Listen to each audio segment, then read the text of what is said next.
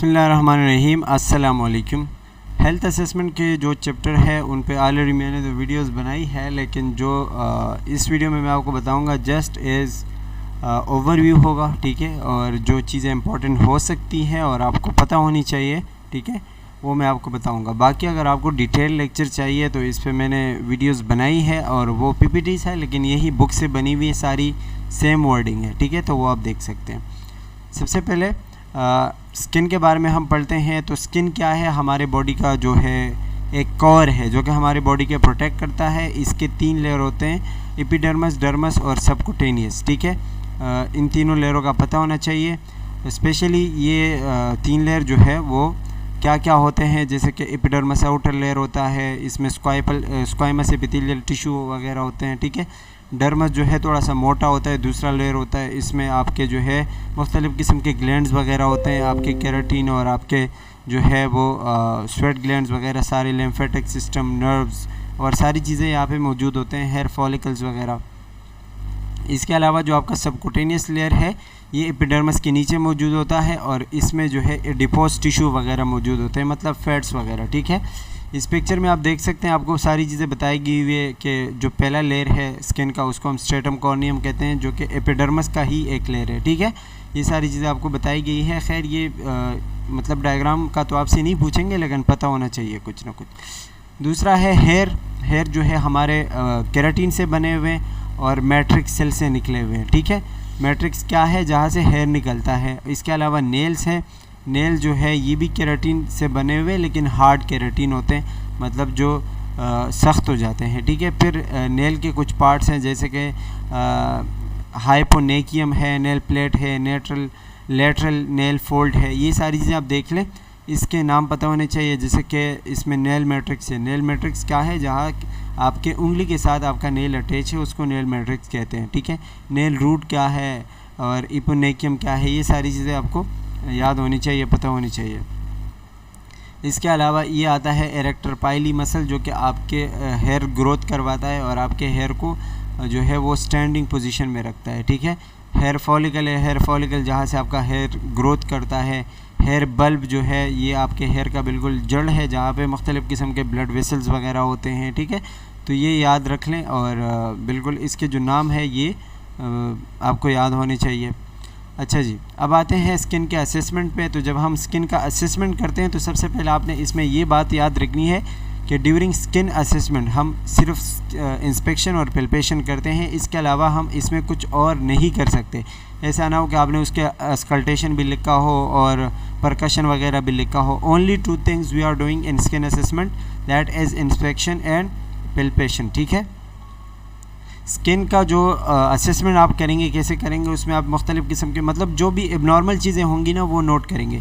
जैसे आमतौर पर स्किन का कलर जैसे नॉर्मल होता है, तो अगर नॉर्मल से हट के हैं तो आपने नोट करना है, ठीक है।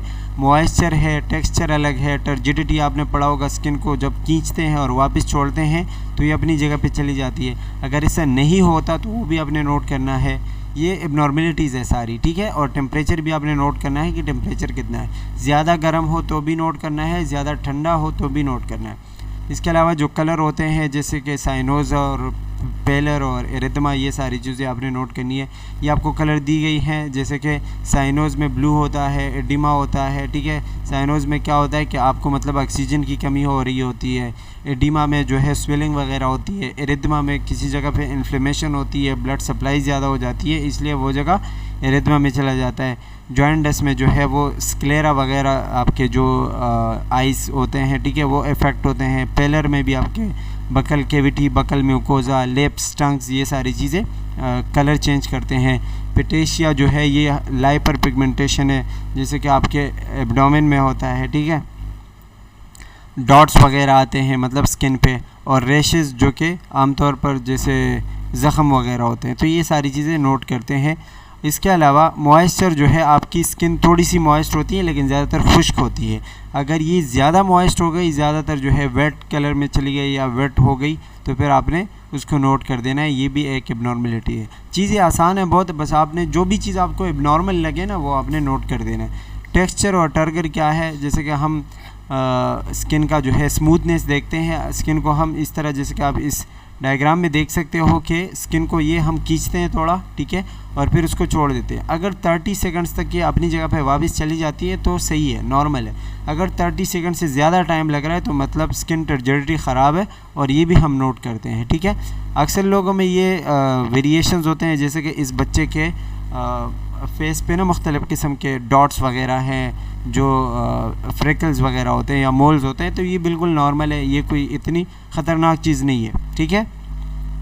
अगर बहुत ज़्यादा हो रहे हैं या बहुत ज़्यादा हाइपर पिगमेंटेशन हो रहा है तो फिर वो आपने नोट कर देना है। टेम्परेचर आपने कैसे मालूम करना है? अपने हाथ के बैक साइड से, ठीक है। हमारे हाथ का जो बैक साइड होता है उससे हम टेम्परेचर नोट करते हैं, क्योंकि ये ज़्यादा सेंसिटिव होता है टेम्परेचर के लिए, ठीक है। तो टेम्परेचर के दौरान आपने जो है, अगर स्किन थोड़ी सी वार्म है तो सही है, ये नॉर्मल सर्कुलेशन का हिस्सा है। लेकिन अगर बहुत ठंडी है या बहुत ज़्यादा गर्म है तो फिर ये आपने इसको नोट कर देना है, ठीक है। असेसमेंट है तो असेसमेंट में सारी चीज़ें आपने नोट करनी होती है। इसके अलावा हेयर पे जो है आप आएंगे तो हेयर का डिस्ट्रीब्यूशन, मतलब तकसीम जो है वो सही होना चाहिए, हर जगह पे एक जैसे हेयर क्वांटिटी बराबर होनी चाहिए, कलर उसका आपने देखना है, ठीक है, और इवनली डिस्ट्रीब्यूटेड होने चाहिए। नेल पे आते हैं तो नेल का कलर, शेप, थिकनेस, कंसिस्टेंसी और कंटूर देखते हैं, मतलब नेल किस तरीके का होता है नॉर्मल, ठीक है। जो लाइट स्किन पीपल होते हैं ना, मतलब जैसे कि गोरे लोग होते हैं, उनके नेल थोड़े से पिंक कलर के होते हैं, ठीक है, और जो मतलब डार्क स्किन होते हैं तो वो ब्राउन कलर के होते हैं, ये आपने याद रखना है। अच्छा जी, इसके अलावा जो इसके एजेस होते हैं ना, जिसके किनारे होते हैं वो थोड़े से फोल्ड होते हैं, मतलब थोड़े से मुड़े हुए होते हैं, तो ये पता होना चाहिए। मतलब नॉर्मल चीज़ें हैं, ये तो याद करने की इतनी ज़रूरत है नहीं।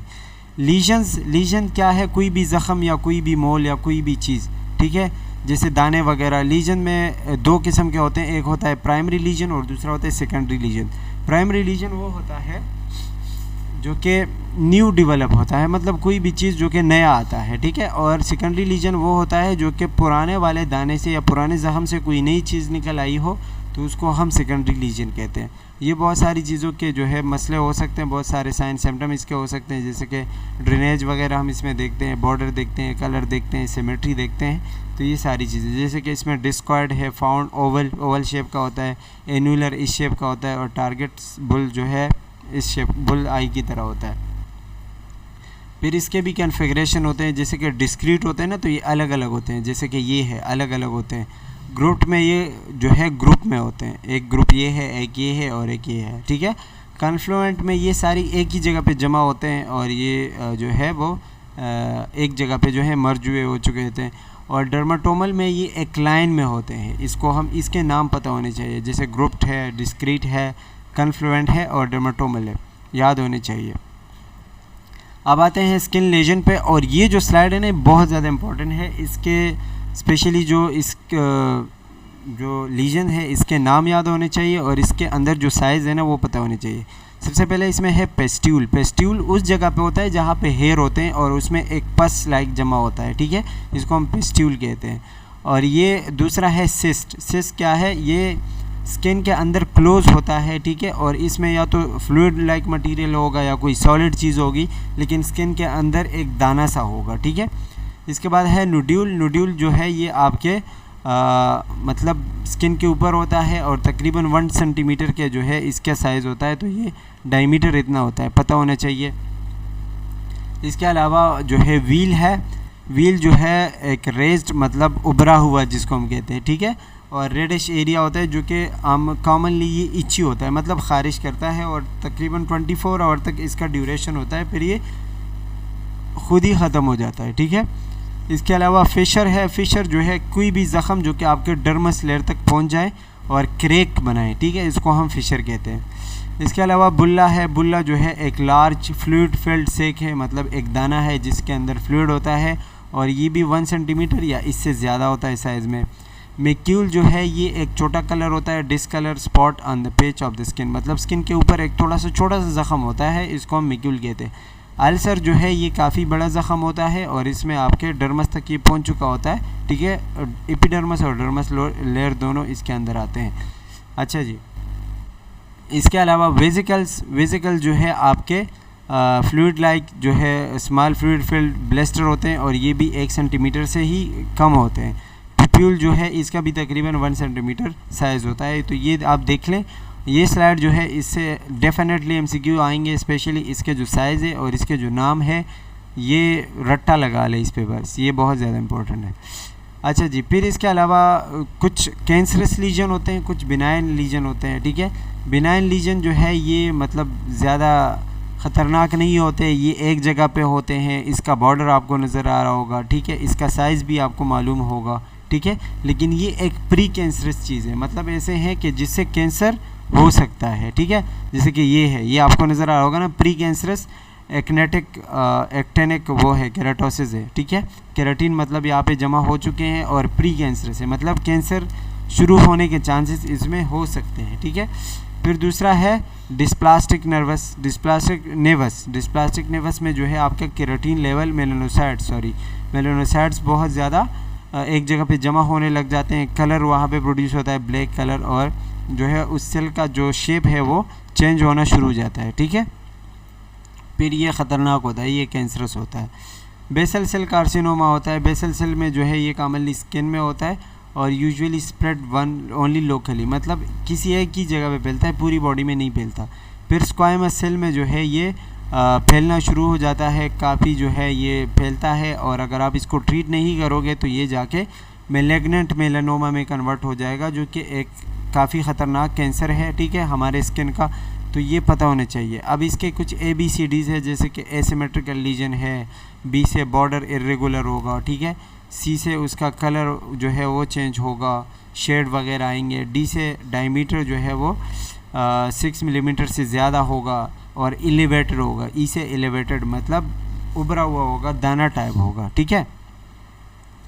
अब स्किन के कुछ कॉमन डिसऑर्डर है जिसमें सोरियासिस आता है। सबसे पहले सोरियासिस जो है ये एक सिल्वर लाइक रेशेस होते हैं हमारे स्किन पे, और स्पेशली वहाँ होते हैं जहाँ हमारे बोन्स होते हैं, जैसे कि एल्बो, नी और स्कार्फ वगैरह ऊपर बिल्कुल सर के खोपड़ी के ऊपर, ठीक है, ये होते हैं।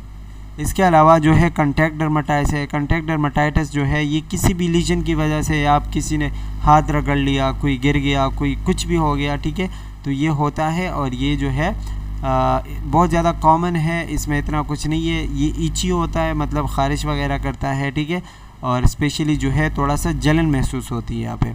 इसके अलावा यूटिक एरिया है। यूटिक एरिया जो है एलर्जिक रिएक्शन की वजह से होता है, ठीक है, और पिंक लाइक स्ट्रक्चर होता है इसका, और इसमें दाने आते हैं, फ्लूइड फिल्ड सेक्स होते हैं, मतलब इसके अंदर पानी वगैरह जमा हो चुका होता है, ठीक है। ये ज़्यादातर एलर्जी की वजह से होता है। मज़ीद जो डिजीज़ है इसमें वो है हर्पीज़ ज़ोस्टर। हर्पीज़ ज़ोस्टर ने ना ये एक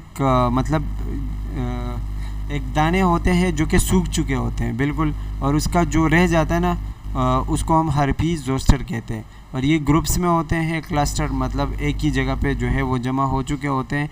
और इसके अलावा ये appear mostly in the trunk, मतलब हमारे कमर पे ये ज़्यादातर आते हैं, ठीक है।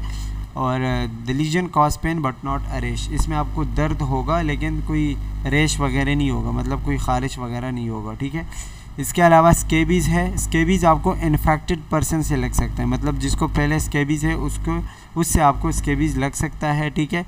और ये जो है इसमें मुख्तलिफ़ किस्म के लीजन्स वगैरह प्रोड्यूस करता है। ये ज़िग लाइन में होता है, मतलब इधर उधर जो है ब्लैक डॉट्स वगैरह प्रोड्यूस करते हैं, और ये specially commonly seen between fingers में होते हैं, या एल्बो जॉइंट्स में होते हैं, या नी में होता है ये ज़िग वगैरह, ठीक है, या ग्रोइन जो हमारे मतलब पाँव के बीच में, ठीक है, या इसके अलावा एब्डोमेन में, या पेरिनियल एरिया जो कि हमारे मतलब एनस और उसके दरमियान जो होता है, पीनस के दरमियान जो एरिया होता है, पेरिनियल एरिया, ठीक है। और ये जो है ख़ास इची होता है और रेश वगैरह भी प्रोड्यूस कर सकता है।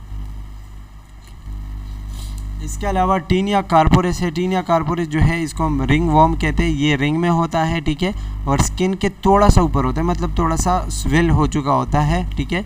और ये जो है स्केली लीजन होते हैं, मतलब पिंक कलर इसका होता है, और ख़ास तौर पर जो है रिंग स्ट्रक्चर होता है इसका। अच्छा, इंडिविजुअल रिंग में connect to form patches with scalloped edges, they usually appear on exposed areas of the body. जहाँ पे बॉडी हमारी ज़्यादा एक्सपोज होती है ना, ये वहाँ पे ज़्यादातर होते हैं। अच्छा जी, इसके अलावा प्रेशर रिहर्सल ये भी बहुत ज़्यादा इंपॉर्टेंट है। प्रेशर रिहर्सल आपने पढ़ा होगा। प्रेशर रिहर्सल कहाँ पे होते हैं? जहाँ पे बॉडी जो है वो ज़्यादा एक्सपोज होती है, जैसे कि हमारे बोनी जो जगह होती है ना, प्लेसेस होती है बॉडी में, और इसके कुछ स्टेजेस होते हैं। जैसे सबसे पहले इसमें स्टेज 1 है, तो स्टेज 1 में आपकी ओनली स्किन ख़राब होगी, ठीक है, आपके जो है स्किन ख़राब होगा, रेड होगा, इन्फ्लेमेशन वगैरह होगी, ये आप गौर से देख सकते हैं, पढ़ सकते हैं। स्टेज 2 में फिर ये आपके स्किन जो है वो अच्छी खासी ख़राब हो जाएगी और बात नीचे डर्मस तक पहुंच जाएगी, ठीक है। और इसके अलावा स्टेज 3 में जो है फिर आपका डर्मस भी ख़राब हो जाएगा और आपके सबकुटेनियस और बोन तक अभी बात नहीं पहुंची, ठीक है। डर्मस लेयर ख़राब हो चुका है पूरा, लेकिन सबकुटेनियस लेयर और बोन जो है वो आपके अभी महफूज है, ठीक है। फिर स्टेज 4 में आपके जो है फैट्स वगैरह भी आ जाते हैं और बोन तक बात पहुंच जाती है, ठीक है। अनस्टेजेबल जो इसका आखिरी स्टेज है, उसमें ये एक ब्लैक कलर जो है उसमें कन्वर्ट हो जाता है टिशू में, ठीक है, जो कि ख़राब होता है, नेक्रोटिक टिशू होता है। और जब तक आपने इसको रिमूव नहीं किया होगा तो आप अपने सबकुटेनियस टिशू और बोन नहीं देख सकते, उसको नहीं ट्रीट कर सकते। तो सबसे पहले आपने इसको रिमूव करना होगा, उसके बाद फिर हम ट्रीट कर सकते हैं उस चीज़ को। एंड इसके बाद जो है हेयर एबनॉर्मेलिटीज़ है। हेयर एबनॉर्मेलिटीज़ 2 टाइप की होती हैं, एक होता है एलोपेशिया और एक होता है हिरसुटिज्म। एलोपेशिया मेनली कॉमनली जो है वो मेल में होता है, ठीक है, और ये जो है पार्ट ऑफ द लाइफ है, मतलब एजिंग के साथ साथ ये होता रहता है और ये नॉर्मल होता है मेल में। लेकिन अगर फीमेल में है तो उसको हम हिरसुटिज्म कहते हैं। हिरसुटिज्म जो है फीमेल में एक्सेसिव हेयरनेस को कहती है, मतलब उनके चेहरे पे, उनके चेस्ट पे जो है वो बाल आना शुरू हो जाते हैं, ठीक है, और इसको हम हिरसुटिज्म कहते हैं। बहुत सारे मसले की वजह से हो सकता है, जैसे कि एंडोक्राइन की वजह से या एक्रोमेगेली की वजह से या कोई पॉलीसिस्टिक ओवरी की वजह से, इम्यून सिस्टम के जो डिसऑर्डर थे उसमें आपने पढ़ा होगा, ठीक है। तो ये कुछ इसके एबनॉर्मेलिटीज़ है। इसके अलावा नेल एबनॉर्मेलिटीज़ जो है, नेल में सबसे पहले आपको क्लव्ड फिंगर का पता होना चाहिए। क्लव्ड फिंगर का मतलब होता है कि हमारी जो नॉर्मल नेल है, ठीक है, उसका एंगल 160 होता है, लेकिन जब ये 160 से बढ़ के 180 तक पहुंच जाए ना एंगल, ये क्लव्ड फिंगर होता है, ठीक है, तो इसका पता होना चाहिए। इसके अलावा स्प्लेंटर हेमरेज है। स्प्लेंटर हेमरेज क्या होता है कि हमारे नेल के नीचे एक पिंकिश कलर के ना स्पॉट्स आ जाते हैं, और ये जहाँ जिस तरफ नेल ग्रो होता है ये भी उसी तरफ चले जाते हैं, ठीक है। और ये क्या होता है कि बहुत सारे मतलब माइनर ट्रॉमा की वजह से हो सकते हैं या कोई बैक्टीरियल इन्फेक्शन की वजह से ये हो सकता है, ठीक है। इसके अलावा म्यूरिक्स लाइन्स है। म्यूरिक्स लाइन क्या होते हैं? जब आपके जो नेल्स होते हैं ये इसमें वाइट डॉट्स नज़र आना शुरू हो जाए, ठीक है, और इसको हम क्या कहते हैं? लिकोनिकिया स्ट्राइटा कहते हैं, ठीक है। और ये वाइट लाइन होते हैं, इसमें आपको मतलब ट्रॉमा की वजह से हो सकते हैं या कोई मेटाबॉलिक स्ट्रेस की वजह से हो सकते हैं या कोई और बॉडी में प्रोटीन का कोई मसला है तो उसकी वजह से ये म्यूरिक्स लाइन्स आ सकते हैं। So that's all about the skin and hair and nail abnormalities. I hope कि आपको क्लियर हो चुका हो। दूसरा चैप्टर है nose, mouth, throat and neck. इसका असेसमेंट हम कैसे करेंगे? सबसे पहले तो इसका कुछ एनाटॉमी पढ़ते हैं। सबसे पहले इसमें नोज़ आता है, तो नोज़ जैसे कि आपको पता है the lower 2/3 of external nose consist of flexible cartilage. इसमें कार्टिलेज होता है और बोन होता है, ठीक है, उसके पीछे, और ये नीचे जाके मतलब आपके फेरिंग्स के साथ जो है वो अटैच होता है, और फेरिंग्स आपके नेज़ोफेरिंग्स, ओरोफेरिंग्स और लेरिंगोफेरिंग्स में फिर डिवाइड होता है, ये पता होना चाहिए, ठीक है। अच्छा, more than sensory organ of smell. ये स्मेल के अलावा इसके और भी बहुत सारे काम है, जैसे कि रिस्पायरेटरी सिस्टम में इसका काम है, हवा को फिल्टर करता है, वार्म करता है, नमी देता है, ठीक है, ह्यूमिडिफाई करता है, ठीक है। इसके अलावा जो है इसको हम 2 पार्ट्स में डिवाइड करते हैं हमारे नोज़ को, ठीक है, और जिस चीज़ की वजह से डिवाइड होता है वो है नेज़ल सेप्टम, ठीक है। अच्छा, इसमें एक चीज़ है castle base area. Castle base area जो है ये वो एरिया है जहाँ से नोज़ ब्लीड होता है, ये याद रखना है, इम्पॉर्टेंट पॉइंट है। नोज़ ब्लीड कहाँ से होता है? केसल बेस एरिया की वजह से, ठीक है। अच्छा जी, ये आपके जो है इंटीरियर पोर्शन ऑफ सेप्टम में मौजूद होता है, मतलब सेप्टम जो है उसके आगे वाले हिस्से में मौजूद होता है, ठीक है। अच्छा, इसके अलावा जो है इसके अंदर वेस्टिब्यूल वगैरह होते हैं और हेयर होते हैं जो कि हमारे एयर को अंदर जाने के लिए साफ़ करता है डस्ट वगैरह से, उससे रिमूव कर देते हैं। ठीक है, ये आपको उसका स्ट्रक्चर बताया गया है। इसमें साइनोसिस भी है, हम साइनोसिस आगे पढ़ेंगे। साइनोसिस क्या है, हमारे फेस के अंदर ना 4 किस्म के साइनोसिस होते हैं। सबसे पहले उसमें मैक्सिलरी साइनोस आते हैं जो कि ये वाले हैं। ठीक है, ये जो हमारे चीक्स के अंदर होते हैं ना, ये मैक्सिलरी साइनोस है। ये ऊपर आईब्रो के जो होते हैं ये फ्रंटल साइनोस है। एक होता है इथमाइडल साइनोस और स्फेनाइडल साइनोस। ठीक है, ये क्या होता है, ये आपके आँखों के अंदर होते हैं और इसको हम पेल्पेट नहीं कर सकते। बाकी जो फ्रंटल और मैक्सिलरी है इसको हम पेल्पेट कर सकते हैं और देख सकते हैं। और साइनोस का काम क्या होता है कि आवाज़ को रिजोनेट करना, मतलब बैलेंस करना। ठीक है, और हमारे जो हेड का वेट होता है उसको मेंटेन करना। जो हमें नहीं फील होता ना, वो इन साइनोसिस की वजह से नहीं फील होता है, जो हमारे हेड का जो वेट होता है। माउथ और थ्रोट होता है। ठीक है, माउथ में हमारे पास लिप्स, चीक्स, पैलेट वगैरह, टंग आते हैं, ये तो आपको पता है। टीथ भी होते हैं। और थ्रोट में आपके पास फेरिंग्स, हार्ट और सॉफ्ट पैलेट आते हैं, यूवेला आता है। ठीक है, और टॉन्सिल्स आते हैं। ये आपको स्ट्रक्चर में दिखाए गए हैं। ठीक है, ये आप देख लें। इसके अलावा आपके जो टीथ होते हैं उनके अंदर इंसिजर होते हैं। इंसिजर आपके 4 होते हैं। ये जो 4 हैं ना, ये आपके इंसिजर होते हैं। केनाइन यहाँ पे एक होता है और यहाँ पे एक होता है, तो मतलब 2 ऊपर और 2 नीचे। ठीक है, तो 4 ये हो गए। और इंसिजर कितने, 4 ऊपर 4 नीचे, 8। इसके अलावा प्री मोलर 2 यहाँ होते हैं और 2 यहाँ होते हैं, तो 4 एक जबड़े में और 4 दूसरे में, तो 8 ये भी हो गए। ठीक है, और मोलर जो है 3 यहाँ पे और 3 यहाँ पे, तो 6 हो गए। इसी तरह 6 यहाँ पे होते हैं, तो 12 हो गए। इसके तादाद और नाम आपको पता होने चाहिए। टोटल 32 होते हैं ये। अच्छा जी, इसके अलावा आपके नेक के अंदर कुछ चीज़ें होती हैं, जैसे कि सर्वाइकल वर्टेब्रा से ये बना होता है। ठीक है, इसमें शोल्डर मसल होते हैं, उसके लिगामेंट्स होते हैं, मतलब जिसके ज़रिए वो अटैच होती है। ठीक है, इसमें इसके अलावा ट्रेकिया होता है, थायराइड ग्लैंड होता है और कुछ लिम्फ नोड होते हैं, जैसे कि ये ट्रेकिया है, ये थायराइड ग्लैंड है। ठीक है, लिम्फ नोड अभी इसमें तो नज़र नहीं आ रहे, आगे होंगे। ठीक है, इसके अलावा इंटीरियर नेक में जो है बिलो द लेरिंक्स, आपका जो नेक है वो लेरिंक्स के नीचे जो है इंटीरियर नेक मौजूद होता है। एट इज़ थायराइड ग्लैंड जो है आपके मतलब नेक के बिल्कुल सामने मौजूद होता है, इंटीरियरली मौजूद होता है। ठीक है, इसके 2 लोब्स होते हैं, मतलब ये जो थायराइड ग्लैंड है ना, ये वाला और ये वाला, 2 इसके हिस्से होते हैं। अच्छा, इसके दोनों हिस्सों के अंदर ना मतलब ट्रेकिया होता है। ठीक है, और जिस हिस्से के ज़रिए ये एक दूसरे के साथ कनेक्ट है, मतलब ये वाला हिस्सा और ये वाला हिस्सा एक दूसरे के साथ जिस ज़रिए से कनेक्ट है, उसको हम क्या कहते हैं, इस्थमस ऑफ थायराइड ग्लैंड की मैं बात कर रहा हूँ। इसके अलावा इसके नीचे जो है क्रिकोइड कार्टिलेज होता है, जो कि आपके ट्रेकिया जिससे बनी है। ठीक है, और ये बटरफ्लाई शेप का होता है, आपका थायराइड बटरफ्लाई शेप का होता है। ये सारी चीज़ें याद रखनी है। इसके अलावा ये जो है ना, ये आपके लिम्फ नोड्स है। लिम्फ नोड के जो मुख्तलिफ़ किस्म के साइड्स होते हैं वो आपको पता होने चाहिए, जैसे कि कान के आगे जो होते हैं उसको हम प्री अरिकुलर कहते हैं, कान के पीछे जो होते हैं उसको हम पोस्ट अरिकुलर कहते हैं। यहाँ मैंडिबल के नीचे जो होते हैं उसको हम सब मैंडिबुलर कहते हैं, और यहाँ जो होते हैं इसको हम सब मेंटल कहते हैं। ठीक है, ऑक्सीपिटल है, इसके अलावा टॉन्सिलर है और सुपरफिशियल सर्वाइकल है। ये सारी चीज़ें इसके नाम याद कर लें, देख लें, और बिल्कुल पता होना चाहिए इसके नाम। ठीक है, इसके अलावा जब हम असेसमेंट पे आते हैं तो असेसमेंट इसमें मोस्ट इम्पॉर्टेंट है। नोज़ को आप कैसे असेसमेंट करते हैं, नोज़ को सबसे पहले हम उसका पोजीशन देखते हैं कि बिल्कुल सेंटर में होनी चाहिए। सिमेट्री मतलब जिस तरीके के आम होती है ना नोज़, उसी तरह का होना चाहिए।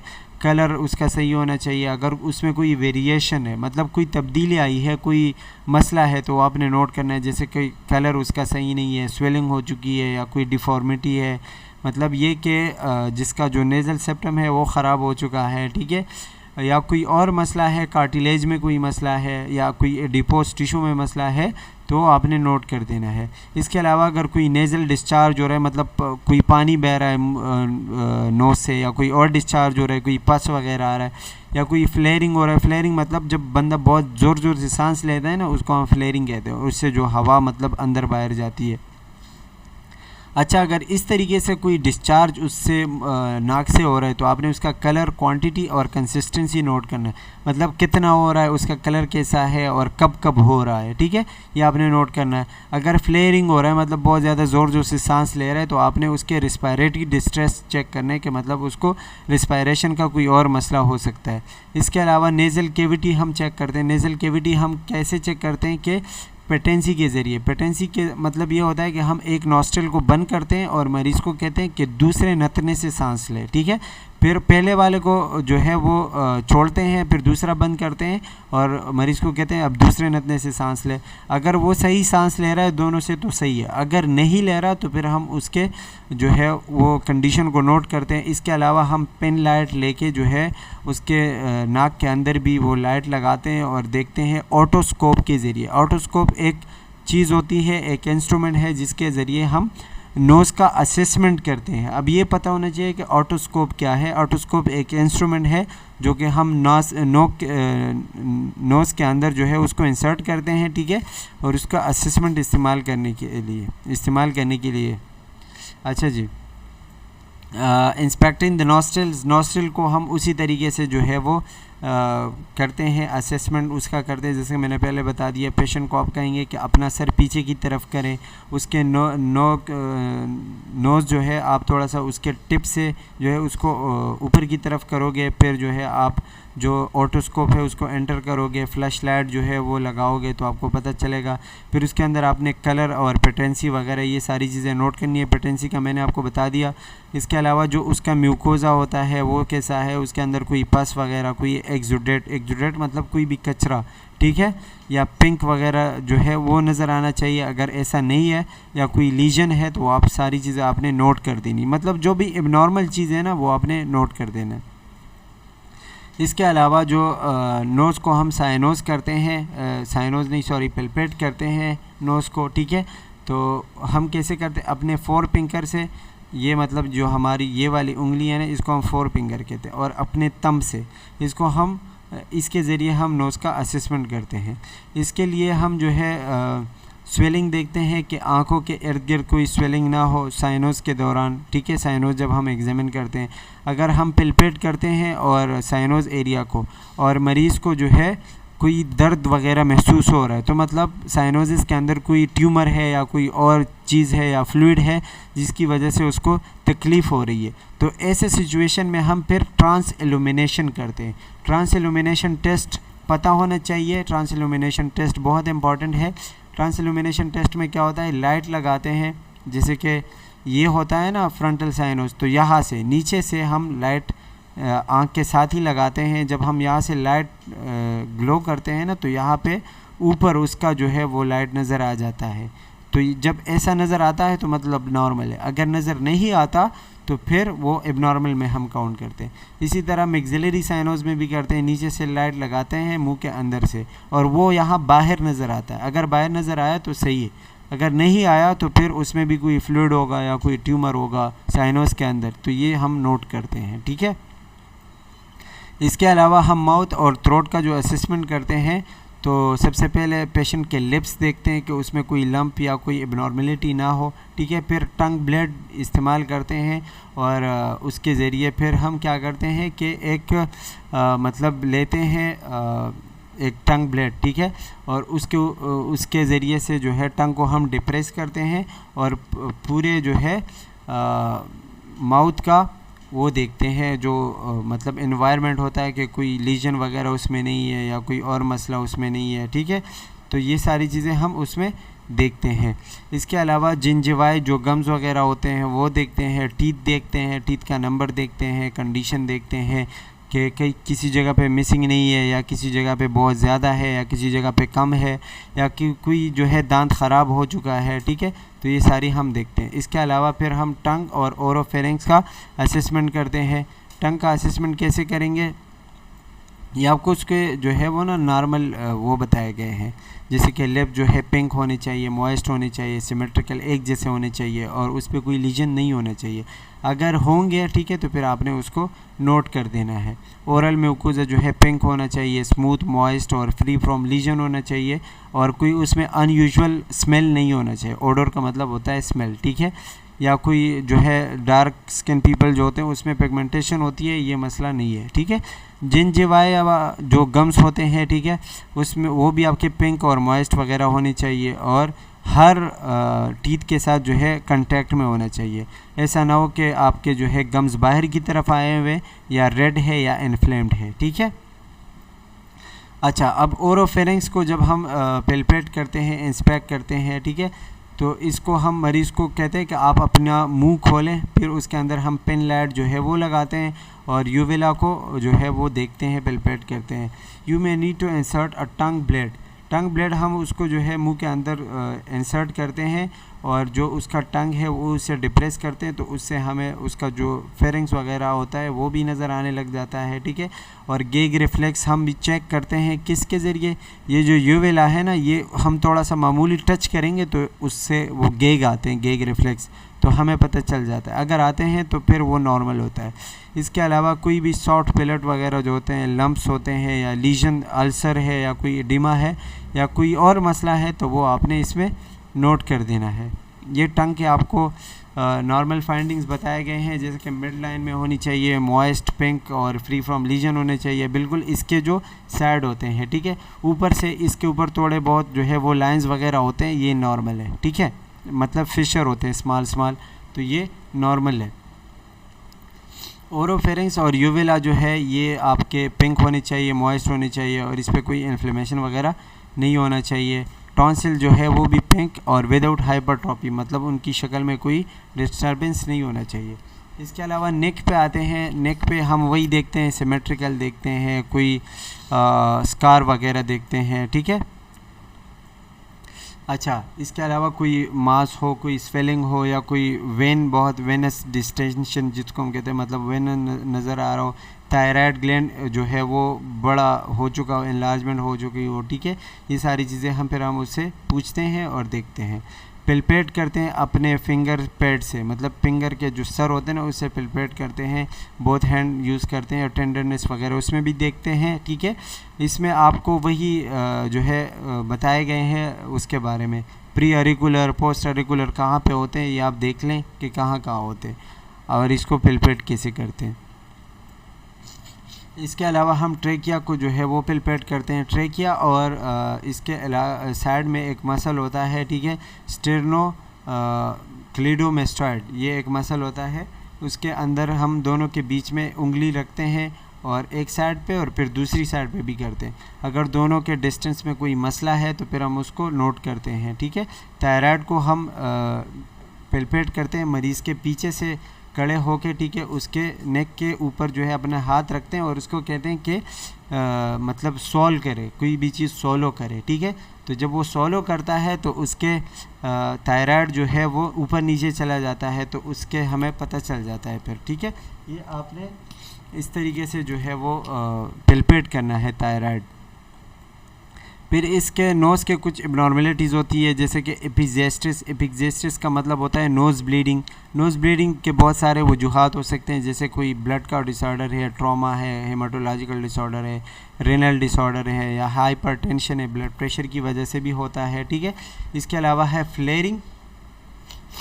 फ्लेयरिंग जो है ये डायलेशन, मतलब बहुत ज़्यादा जब मरीज़ जो है वो सांस लेने में उसको तकलीफ़ हो रही हो, रिस्पायरेटरी डिस्ट्रेस की वजह से होता है, ठीक है। और स्टेफनीस एंड डिस्चार्ज, मतलब नाक से कोई डिस्चार्ज वगैरह हो रहा हो, कॉमन कोल्ड हो, साइनोज़ में कोई मसला हो, ट्रॉमा हो, एलर्जी हो या कोई और मसला हो तो डिस्चार्ज वगैरह होता है, ठीक है। माउथ एबनॉर्मेलिटीज़ भी होती है। हर्पीस सिम्प्लेक्स उसमें सबसे पहला है टाइप 1। हर्पीस सिम्प्लेक्स आपको पता होना चाहिए ह्यूमन हर्पीस वायरस की वजह से होता है। इसमें आपके मुंह के इर्द गिर्द ना दाने वगैरह आ जाते हैं जो कि इचिंग होते हैं, मतलब जिसकी वजह से ख़ारिश होता है, ठीक है। और ये आपके लिप्स और टंग और चीक्स जो है स्पेशली इन चीज़ों को अफेक्ट करता है। और किस वायरस की वजह से होता है? ह्यूमन हर्पीस वायरस की वजह से। और ये स्पेशली दूसरे बंदे को भी एक से लग सकता है, मतलब अफेक्टेड पर्सन से दूसरे पर्सन को भी लग सकता है। दूसरा है एंजियोएडिमा। एंजियोएडिमा जो है ये आपके सबकोटेनियस लेयर के अंदर जो है मुख्तलिफ़ किस्म की एबनॉर्मेलिटी आ जाती है, ठीक है, डर्मली, और वो जो है स्वेल होने लग जाता है। उसकी वजह से आपका जो लिप्स है, ठीक है, वो एंजियोएडिमा में मतलब एडिमा में चले जाते हैं। इसके अलावा ये आपके लिप्स पे, हैंड्स पे, फीट पे, आईलेट्स पे और जेनेटिलिया में भी हो सकते हैं एंजियोएडिमा के, ठीक है। ये इच नहीं करते मतलब ख़ारिश नहीं करते, लेकिन इसमें जो है वो दर्द वगैरह होता है, ठीक है, और जलन वगैरह हो सकती है। इसके अलावा लीकोप्लीकिया है। लीकोप्लीकिया जो है वाइट कलर के पेचेस आ जाते हैं आपके माउथ में या आपके टंग पे, ठीक है। जो मेम्ब्रेन होता है माउथ का, म्यूकस मेम्ब्रेन, ये किसी भी इरिटेशन मतलब किसी भी डिस्टर्बेंस की वजह से हो सकता है, टोबैको की वजह से हो सकता है, या कोई अगर नकली दांत वगैरह लगवाए हैं तो उसकी वजह से हो सकता है, या कोई मेडिसिन वगैरह यूज़ करते हो, ठीक है, या कोई दांत ख़राब हो चुका है तो उसकी वजह से भी ये हो सकते हैं, ठीक है। Next one is candidiasis. Candidiasis जो है ये हमारे ओरोफेरिंग्स पे और हमारे स्पेशली टंग पे जो है वो वाइट कलर के ना इस तरह के पैचेस, क्रीम लाइक स्ट्रक्चर आ जाते हैं, ठीक है। और ये जो है इन्फेक्शन होता है किस वजह से? कैंडिडा अल्बिकेन्स की वजह से। ये एक फंजाई है जिसकी वजह से ये मसला होता है, ठीक है। और इसमें मतलब ये जो कैंडिडा अल्बिकेन है ये बॉडी के नॉर्मल फ्लोरा का हिस्सा होता है, लेकिन जब इसको मौका मिलता है ना, तो जैसे कि ब्लड ग्लूकोज लेवल इंक्रीज़ हो गया बॉडी में, तो ये इसको मौका मिलता है और फिर ये अपना काम करता है, इन्फेक्शन वगैरह प्रोड्यूस करता है, ठीक है। थ्रोट एबनॉर्मेलिटीज़ है कुछ, जैसे कि डिस्फेजिया है। डिस्फेजिया का मतलब होता है कि निगलने में मसला हो रहा है, खाने में मसला हो रहा है, तो उसके जो है बहुत सारे पॉसिबल कॉजेज़ हो सकते हैं, जैसे कि इज़ोफेगल डिसऑर्डर है, या इज़ोफेगस ओरोफेरिंग में कोई मसला है, या कोई ट्रीटमेंट सर्जरी वगैरह की हुई है नेक की, ठीक है, तो उसकी वजह से डिस्फेजिया हो सकता है। थ्रोट पेन है तो ये तो बहुत सारे मसले हो सकते हैं, ट्रॉमा हो सकता है, सर्जरी हो सकता है, कैंसर हो सकता है, माउथ ब्लीडिंग हो सकती है, ठीक है, या अल्कोहल की वजह से भी हो सकता है, बहुत सारे इसके मसले हो सकते हैं। सो ये आपको पता होना चाहिए। इसके अलावा है टॉन्सिलाइटिस, मतलब इन्फ्लेमेशन ऑफ टॉन्सिल्स। जब टॉन्सिल जो है वो इनलार्जमेंट हो जाती है, स्वेलिंग हो जाती है, इसकी वजह से क्या होता है? डिस्फेजिया होता है, मतलब खाने में मसला होता है, फीवर होता है, स्वेलिंग होती है और टेंडरनेस होती है, और ये जो है टॉन्सिल्स का इन्फ्लेमेशन है, तो ये याद कर लें, ठीक है। इसके अलावा फेरेंजाइटिस है।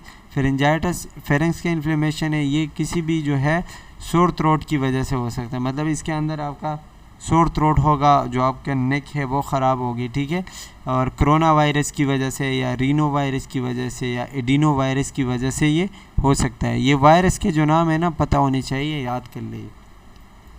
या फेरेंजाइटिस जो है एक बैक्टीरिया की वजह से भी हो सकता है, जिसको हम बीटा हेमोलाइटिस स्ट्रेप्टोकॉक्सी कहते हैं, ये बैक्टीरिया की वजह से भी हो सकता है। Next one is diphtheria. Diphtheria क्या है? ये एक मतलब एक ख़तरनाक कंटेजियस डिजीज़ है। कंटेजियस का मतलब होता है ख़तरनाक, ठीक है, बहुत ज़्यादा ख़तरनाक होता है, जो कि कॉर्नियो बैक्टीरियम डिफ्थीरिया की वजह से हो सकता है, ठीक है। और ये जो है सोर थ्रोट, मतलब आपका गला ख़राब होगा, आपको जो है बहुत ज़्यादा ख़तरनाक खांसी आएगी, ठीक है, और जो है स्पेशली अक्सर सांस लेने में भी मसला होता है। इसके अलावा जो है ये आपके नेक का जो मेम्ब्रेन होता है वो ग्रे कलर का होगा, थिक होगा और ख़राब होगा, ठीक है। नेक एबनॉर्मेलिटीज़ में फिर इसके बाद आता है सिंपल नॉन टॉक्सिक गोइटर, जिसको हम गोइटर कहते हैं, ठीक है, मतलब आपका जो थायराइड ग्लैंड होता है वो उसकी इन्फ्लेमेशन हो जाती है, एनलार्जमेंट हो जाती है, और उसके अंदर ना एक न्यू प्लाज्म मतलब एक न्यू स्ट्रक्चर आ जाता है, ठीक है, और ये जो है थायराइड इनलार्जमेंट हो जाती है इसमें, ये याद रखें बस। लेकिन ये इतना ख़तरनाक नहीं है, मतलब इसको हम ट्रीट कर सकते हैं, कंट्रोल कर सकते हैं।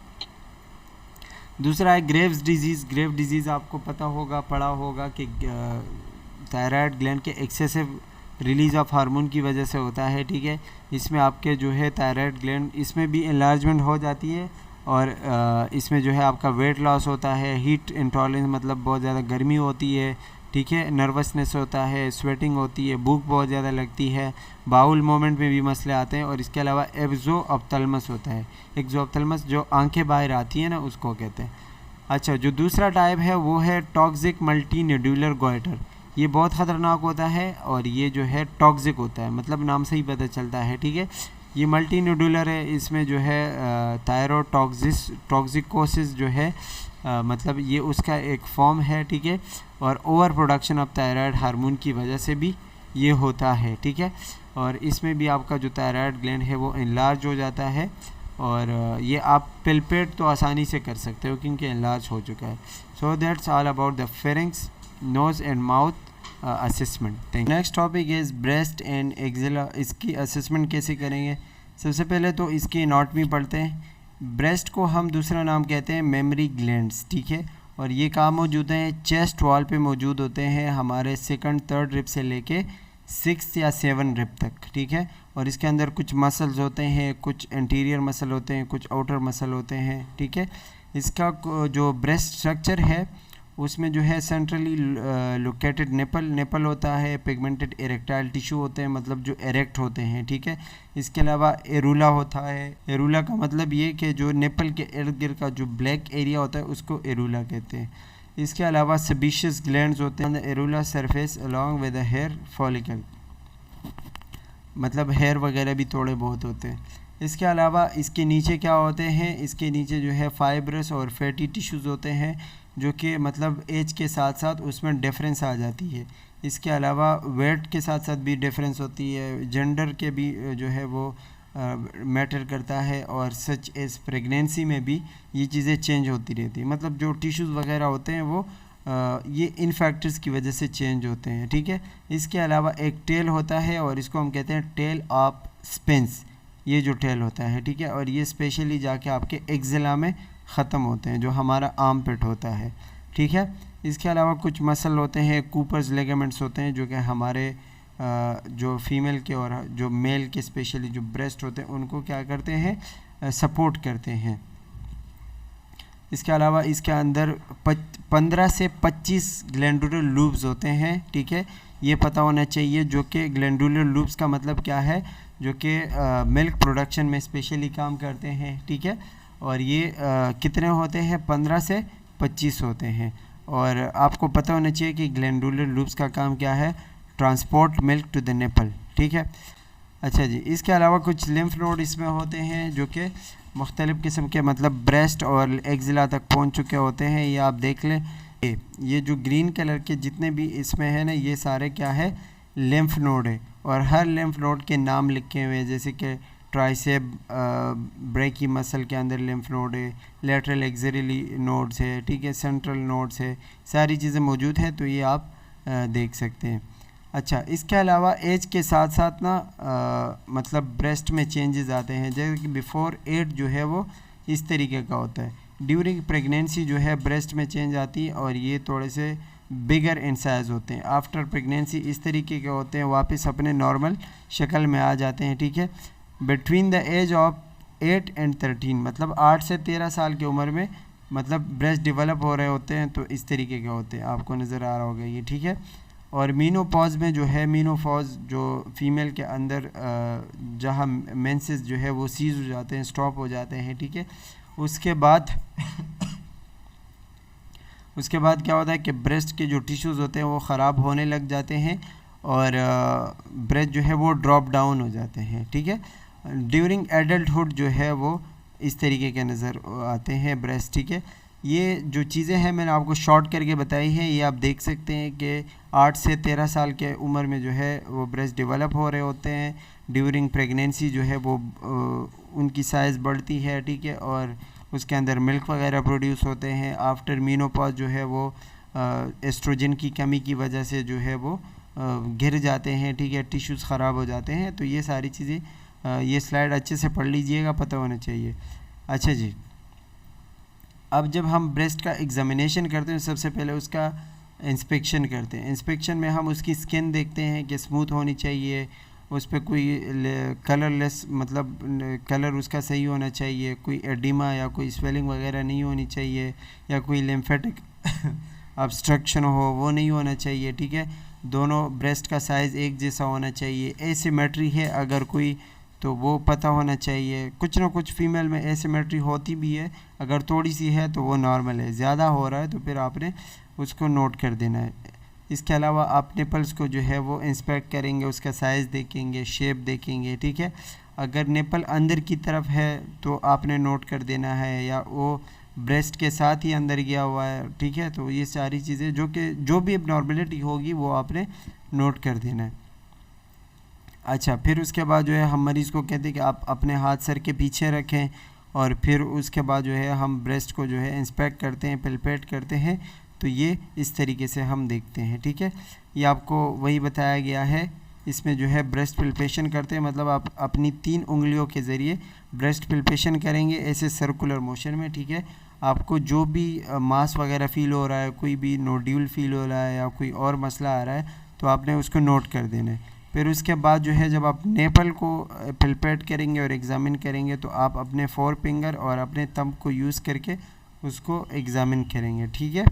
आज the patient to lie in a supine position, मतलब जब आप इसको पल्पेट करेंगे तो आपने उसको पेशेंट को बता देना कि बिल्कुल लेट जाएं, सुपाइन पोजीशन जिसको हम कहते हैं, ठीक है। और अपने हाथ ऊपर की तरफ करें। तो जब ये अपने हाथ ऊपर की तरफ है तो हमें एक्जिला भी सही से नज़र आता है और ब्रेस्ट भी सही से नज़र आते हैं। तो ये असेसमेंट के लिए फिर इजी होते हैं।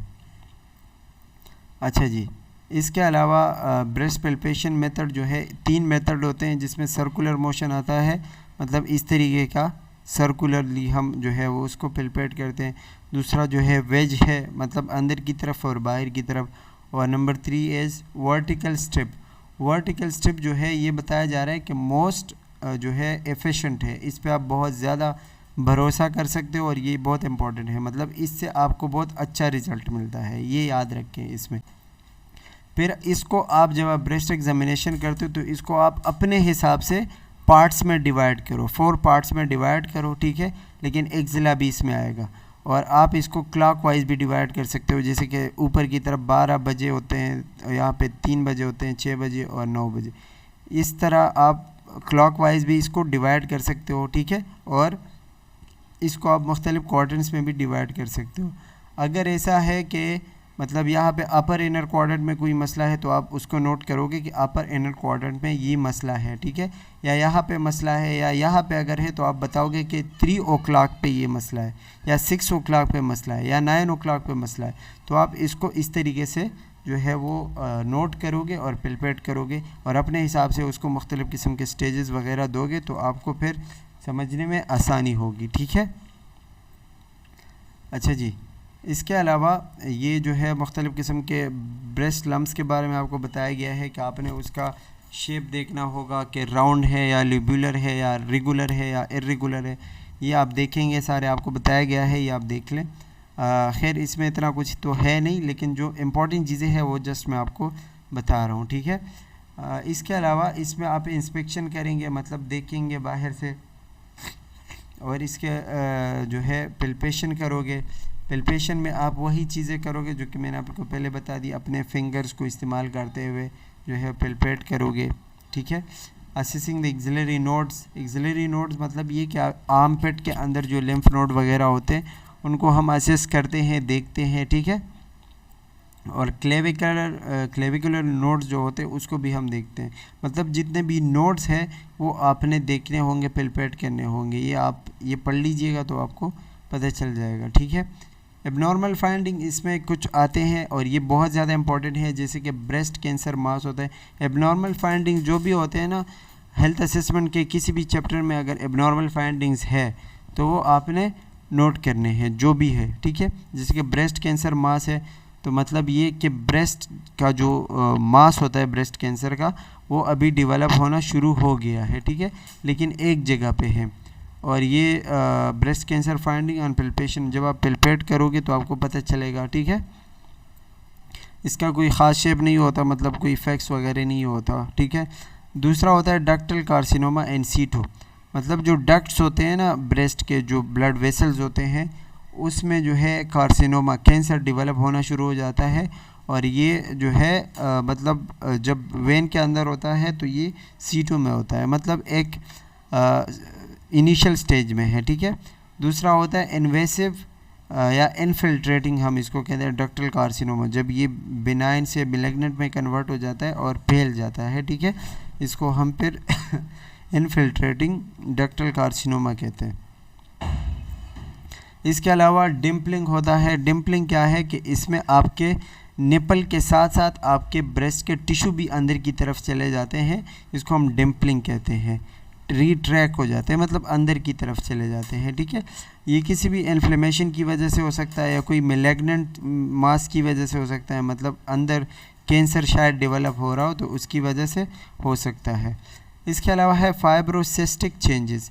फाइब्रोसिस्टिक क्या कि इसके अंदर जो फाइबर्स है, ठीक है, या जो मतलब टिश्यूज़ है उनके अंदर क्या होता है कि मासेस वगैरह शुरू हो जाते हैं, इलास्टिक मासेस आने लग जाते हैं, ठीक है।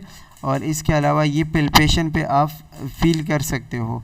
इसके अलावा ये जो है मल्टीपल सिस्ट में be present, typically there is no evidence of skin retraction.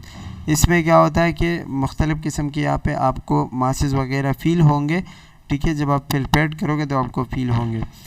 अच्छा, नेक्स्ट वन है PRD ऑरेंज। PRD ऑरेंज आसान अल्फाज में ये याद रखें कि ये ऑरेंज कलर के जैसे ब्रेस्ट बन जाते हैं, ठीक है, और ये भी एक कैंसर का साइन है, और स्पेशली ये ग्रेव डिजीज़ की वजह से होता है। इंतहाई जब एक्सेसिव हार्मोन रिलीज़ होते हैं थायराइड के, तो उसकी वजह से ये PRD ऑरेंज का मसला आता है। The next one is fibroadenoma. Fibroadenoma किस वजह से होता है कि जो fibroadenoma is a benign round lobular and well demarcated mobile mass. इसमें क्या होता है कि एक बिनाइन मास होता है, मतलब कैंसर का ही शुरुआत होता है, ठीक है, और एक दाना टाइप होता है, लेकिन ये फ्लूइड फील्ड होता है और इसके अंदर मतलब बहुत सॉफ्ट होता है। आप इसको फील करोगे तो ये इधर उधर जाएगा, ठीक है, और जब आप पिल्पेट करोगे तो आपको बहुत सॉफ्ट लगेगा। ये it is non tender and can cause no visible skin retraction. ये बहुत सॉफ्ट होता है, मतलब सख्त नहीं होता, नॉन टेंडर होता है, ठीक है, और इसकी वजह से कोई स्किन अंदर नहीं जाती। मतलब ये जैसे कि उसमें होता था ना डिम्पलिंग में, तो इसमें डिम्पलिंग वाला जो कहानी है वो नहीं है। इसके अलावा निपल रिट्रैक्शन होता है। निपल रिट्रैक्शन में आपके निपल जो है वो अंदर चले जाते हैं, इसको हम निपल रिट्रैक्शन कहते हैं। ये भी किसी इन्फ्लेमेशन की वजह से या लीजन की वजह से, ब्रेस्ट कैंसर की वजह से हो सकते हैं, ठीक है। Numbers next is Piaget's disease. Paget disease क्या है कि ये एक रेयर डिजीज़ है, मतलब बहुत कम होता है, कम ब्रेस्ट कैंसर है, ठीक है, जो कि रेड कलर का या क्रस्ट वगैरह जो है वो स्किन पे आने लग जाते हैं, स्पेशली निपुलर एरिया पे, ठीक है, और ये आपके मतलब इरूजन वगैरह जो है उसमें मसला करते हैं, आपके जो निपल्स है स्पेशली वो ख़राब करते हैं, ठीक है। पेजेट्स डिजीज़ याद रखें। अच्छा, इसके अलावा मेस्टाइटिस एंड ब्रेस्ट एंजॉर्जमेंट। मेस्टाइटिस क्या होता है, ये दोनों जो डिजीज़ होती हैं ये स्पेशली लैक्टेटिंग फीमेल में होती है, जो कि बच्चे को दूध पिला रही होती है, ठीक है। Mastitis develops when a pathogen in the breast feeding infant's nose pharynx invades breast tissue. जब बच्चे के मुंह से या बच्चे के नाक से ना कोई माइक्रोब निपल के ज़रिए ब्रेस्ट के अंदर चला जाए, ठीक है, तो मेस्टाइटिस जो है वो डेवलप होता है, ठीक है। अच्छा जी, इसके अलावा जो दूसरा है ब्रेस्ट एंजॉर्जमेंट, ये वेनस या लिम्फेटिक स्टेसिस या अल्वेलर मिल्क एक्यूमुलेशन की वजह से, मतलब जब मिल्क बहुत ज़्यादा हो जाता है ना उसमें ब्रेस्ट में, और इसके अलावा जो लिम्फेटिक स्टेसिस वगैरह होते हैं, जैसे कि अंदर कोई क्लॉट है या कोई मसला है जिसकी वजह से मिल्क बाहर नहीं आ रहा होता, ठीक है, तो ये इसको हम ब्रेस्ट एंजॉर्जमेंट कहते हैं। अच्छा जी, इसके अलावा निपल डिस्चार्ज, निपल मतलब निपल से कोई भी एबनॉर्मल डिस्चार्ज हो रही है तो उसको हम निपल डिस्चार्ज कहते हैं। ये भी किसी कैंसर की वजह से, कोई एबनॉर्मेलिटी की वजह से हो सकता है। ब्रेस्ट पेन जो है, मतलब ब्रेस्ट में पेन होता है, तो ये मेस्टाइटिस या एंजॉर्जमेंट डिजीज़ की वजह से भी हो सकता है, जो कि हमने अभी पढ़ी, ठीक है। विजिबल वेन्स होते हैं, मतलब विजिबल वेन जो है वो आसानी से नज़र आने लग जाते हैं, तो ये भी एक एबनॉर्मेलिटी है। इसके अलावा मेल में भी अक्सर ब्रेस्ट के मसले आ जाते हैं, जैसे कि सबसे पहले ब्रेस्ट कैंसर हो सकता है मेल में अक्सर, तो ये भी होता है, और गायनेकोमेस्टिया होता है। गायनेकोमेस्टिया का मतलब कि मेल में जो है ब्रेस्ट डेवलप होने लग जाते हैं, एबनॉर्मल इनलार्जमेंट ऑफ ब्रेस्ट हो जाती है मेल के अंदर, ठीक है। तो ये भी एक मतलब डिजीज़ है जो कि हार्मोन्स की वजह से होता है या किसी ड्रग्स के यूज़ की वजह से होता है, ठीक है। एडोलेसेंट बॉयज़ में भी ये होता है, मतलब जो छोटे बच्चे होते हैं उनमें अक्सर ये होता है कि उनके टेस्टोस्टेरॉन सही से नहीं डेवलप हो चुके होते, तो उनको ये ब्रेस्ट का मसला होता है। या एल्डर मैन में जो है वो हार्मोनल या फिर कोई मेडिकेशन की वजह से ये ब्रेस्ट इनलार्जमेंट या जो गायनेकोमेस्टिया होता है ये हो सकते हैं, इनके होने के चांसेस हो सकते हैं। That's all about breast and axilla assessment.